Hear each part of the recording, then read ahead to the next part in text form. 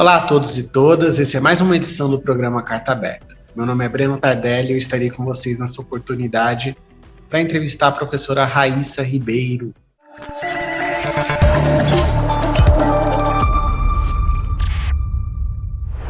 O programa Carta Aberta, ele é um programa de entrevistas da Carta Capital, onde a gente vai conhecer não só o que a pessoa propõe no debate crítico, no debate público, mas também todos os elementos pessoais, as questões por volta do trabalho. Então, é uma investigação bem interessante que a gente vai fazer aqui sobre um tema que é, assim, o tema oculto do país.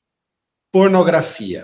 Pornografia, como a gente sabe, é uma realidade de milhões de pessoas e é um tema nada debatido. É um tema que a gente encontra pouco ou nenhum material à nossa disposição no dia a dia. Isso é muito grave, né? Então, o que a gente vai conversar aqui? Vamos conversar com a professora que tem um trabalho excelente voltado ao assunto. Ela foi mestre na Federal Fluminense sobre esse tema e agora doutorando pela Universidade Federal do Rio de Janeiro. Professora, então, olha, para a gente começar a conversa, como é que a gente pode definir pornografia? Para definir pornografia, definir o que é pornografia é uma questão muito complexa. Eu não votei, a gente não vai encontrar uma resposta que seja clara, nem universalmente aceita para essa pergunta.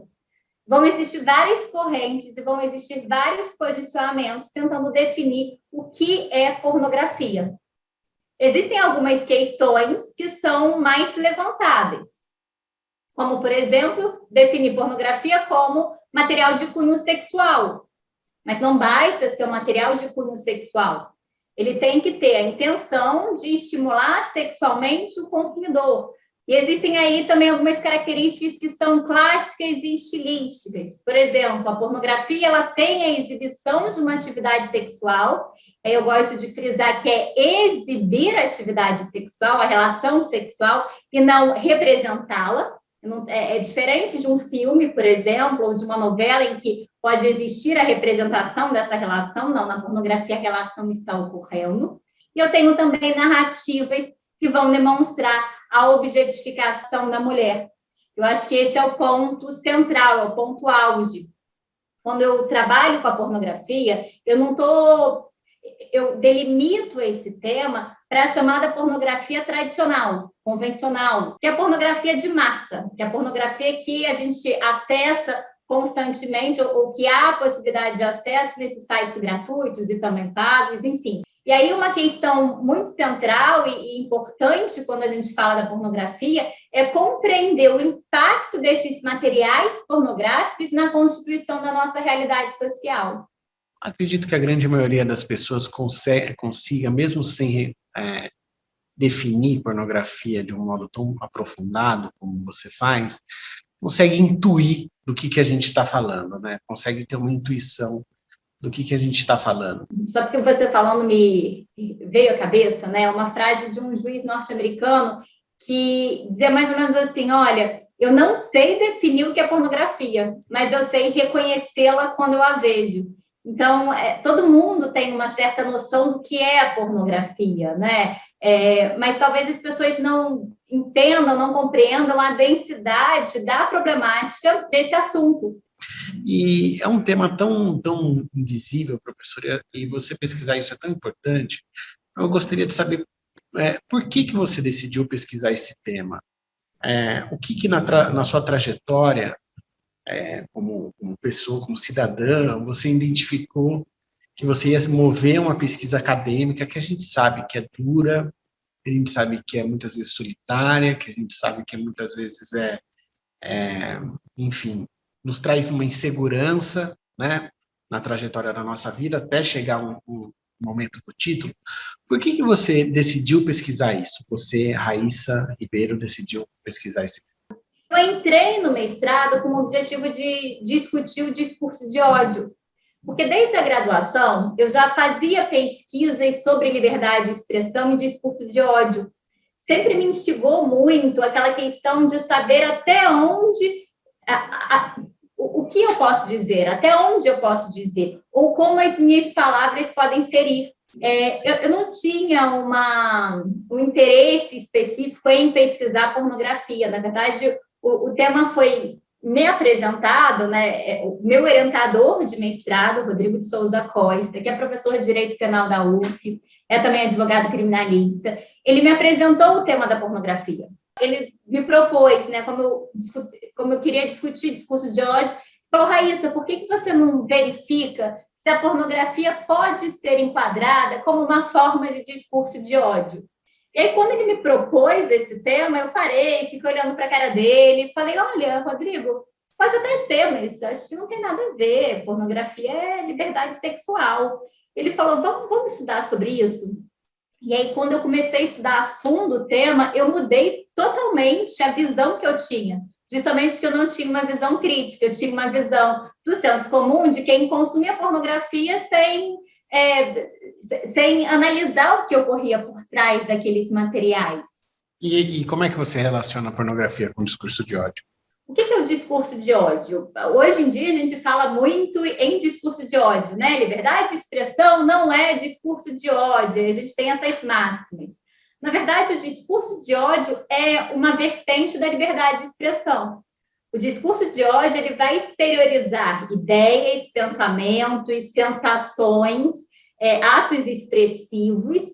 Só que esse discurso ele é acumulado por um espectro bastante negativo, porque o discurso de ódio ele tem como finalidade gerar preconceito, discriminação e opressão contra grupos minoritários.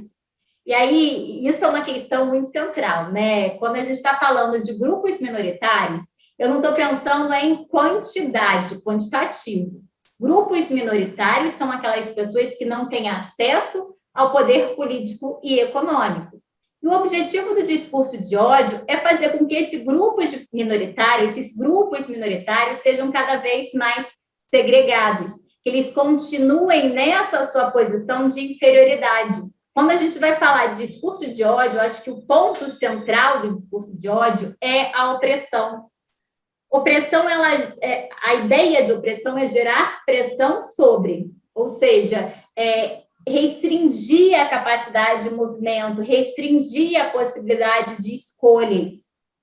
E os grupos minoritários eles estão sendo oprimidos em razão da proliferação dos discursos de ódio. Então, partindo desse conceito, que o discurso de ódio ele vai gerar opressão, vai gerar discriminação, preconceito contra um grupo minoritário, eu começo a observar que a pornografia ela faz isso. Porque a pornografia ela vai criar uma imagem de mulher, vai criar um estereótipo de mulher que não é ser humano. A pornografia tira a humanidade da mulher. A pornografia, uma das grandes características dela é causar a objetificação sexual da mulher. E aí, quando eu objetifico, quando eu tiro a humanidade, eu permito que aquela pessoa sofra maiores atos de violência. O discurso da pornografia é um discurso de ódio, é um discurso que vai degradar a mulher, que vai humilhar a mulher, que a mulher vai estar em posição de subalternidade. É um discurso que vai sustentar os pilares da dominação masculina, que é o que sustenta o patriarcado, que é o que sustenta os comportamentos machistas que a gente tem na nossa sociedade. Então, essa relação entre pornografia e discurso de ódio acaba sendo muito intrínseca. A pornografia é uma coisa tão presente na espinha dorsal masculina que você questioná-la já é um processo delicado. Muitas pessoas não querem fazer isso. Em primeiro lugar, é importante que a gente observe que a pornografia ela é, se não o único, o majoritário meio de educação sexual dos jovens. A gente não tem no nosso país legislações, políticas públicas que determinem, que incentivem, né, a educação sexual de jovens e de adolescentes. A gente não tem essa discussão e a gente também observa que ainda hoje é um tema sensível, conversar sobre sexo é um tema sensível dos pais com os filhos. Então, acaba que, no âmbito familiar, não há discussão sobre sexo. No âmbito escolar, também não há essa discussão, porque se entende, e aí correntes conservadoras vão dizer que conversar sobre esse tipo de coisa é dentro de casa, mas dentro de casa não se conversa também. E aí, com base nisso, os jovens curiosos, estimulados, porque eles estão ali no momento de conhecer a sua própria sexualidade, eles querem saber como é que a relação sexual ela ocorre.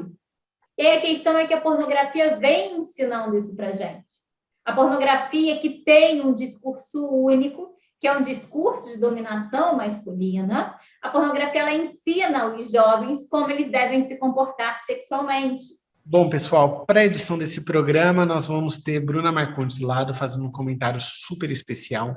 Veja com vocês a nossa comentarista mestranda em Ciência Política pela Universidade Federal do Rio Grande do Sul. Vamos lá. A pornografia prospera na ausência de políticas públicas de educação sexual. Mas ela também é aliada ao tabu e à dificuldade de muitas, ou talvez da maioria das famílias brasileiras, em falar sobre sexo de uma maneira educativa e familiar. Parece contraditório, mas a pornografia acaba sendo uma aliada desse conservadorismo, desse tabu. Ainda que pareça contraditória, é preciso estar atento para observar o quanto essa aliança funciona para naturalizar a pornografia como um espaço de educação sexual, sobretudo para as pessoas mais jovens. O silêncio facilita que muitas vezes a pornografia seja talvez o único lugar seguro de manifestação do desejo e permite que ela acabe ocupando um lugar de educação, na ausência de toda e qualquer outra ferramenta que poderia estar ocupando justamente esse lugar. Só que, na realidade, a pornografia não tem nada de educativo, né? Ela não educa para entender os limites do corpo, para entender desejo, respeito. Ela não educa para trazer consciência sobre o prazer, principalmente para as mulheres, mas também para os homens. Marilena Chaui observou o quanto a onda fascista nos últimos anos no Brasil se articulou a partir dessa agenda conservadora. Quanto que essa onda fascista cresceu, colocando a sua agenda eleitoral em cima de pautas ultraconservadoras no campo do comportamento, da sexualidade ou da identidade de gênero. Essa agenda eleitoral, ela se fez em oposição à pluralidade e à diversidade sexual e de gênero. O neoconservadorismo, portanto, vai mirar nesses grupos, e mais do que isso, na agenda política que esses grupos estão articulando, na agenda queer. Vão mirar nessa luta contra, na verdade, essa pluralidade, essa diversidade sexual, porque ela, nesse sentido, é emancipadora dos corpos, né? Ela é revolucionária porque desafia justamente essas matrizes de dominação. Bizarrices falaciosas, como o kit gay, que fez, né, uma campanha justamente contra materiais didáticos de educação sexual nas escolas, ou mesmo na campanha recente da mamadeira de piroca, elas estão articuladas também com movimentos mais sofisticados, como, por exemplo, a Escola Sem Partido. O movimento Escola Sem Partido, ele agremia uma militância conservadora, desde o empresariado até associações de professores, agrega a comunidade escolar, interfere em muitas agendas municipais, propondo projetos de lei em vários municípios do Brasil. A pluralidade sexual e a pluralidade das identidades de gênero é uma forma de emancipação das pessoas. Ela colabora para um viés revolucionário de pensar a liberdade dos corpos e entender que corpos subalternizados e subjugados estão se pensando e estão trazendo consciência de uma forma diferente, emancipadora e libertadora. Eu acho que é importante dizer que não há problema, eu não vejo problema em se exibir uma relação sexual. Não há problema em eu acessar materiais que vão me estimular sexualmente. Eu não vejo problema nisso. Acho que quem tem questões com relação a isso são os conservadores, os moralistas. O problema da pornografia não é o consumo de materiais de cunho sexual, é o conteúdo desses materiais. É que, majoritariamente, esses materiais vão produzir um discurso de violência contra a mulher.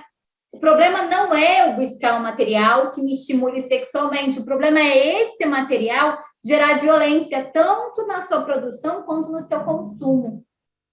Com relação à pornografia, em tempos recentes, somente a partir de 2018, o Código Penal começou a tutelar a chamada pornografia de vingança, que é uma modalidade de pornografia que começou a se expandir no nosso país.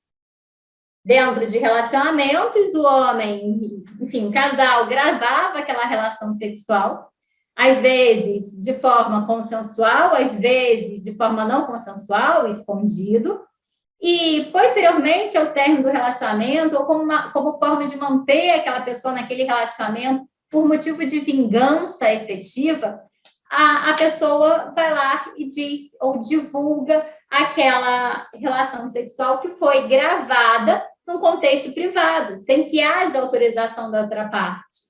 Quero agradecer a presença sua nesse programa aqui com a gente, dizer que foi um enorme prazer. Eu acompanho o seu trabalho há alguns anos e desejo muita sorte no seu doutorado, que você continue nessa luta, que não é apenas uma luta pelas mulheres, é uma luta por uma sociedade mais humanizada. Meus parabéns e muito obrigado. Muito obrigada, Breno. Eu que agradeço. Foi um prazer estar aqui com vocês.